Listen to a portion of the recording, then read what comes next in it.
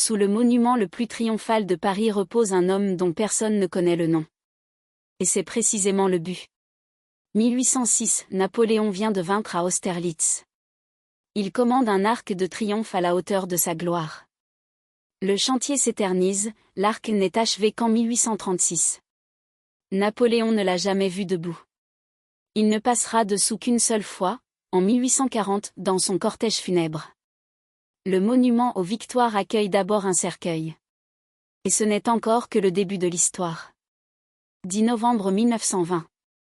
Citadelle de Verdun. Dans une salle, 8 cercueils identiques. 8 soldats français que personne n'a pu identifier. L'un d'eux reposera sous l'arc de triomphe, au nom de tous les morts sans nom. Mais lequel? Le choix revient à un jeune soldat, Auguste Sine. On imagine le silence. Il tient un bouquet. Il passe devant les cercueils.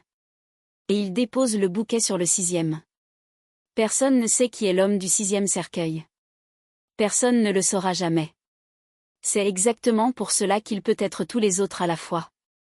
Le 28 janvier 1921, le soldat inconnu est inhumé sous l'arc de triomphe. Le monument commandé par un empereur devient la tombe d'un anonyme. Puis vient la flamme. Le 11 novembre 1923, André Maginot allume la flamme éternelle sur la tombe.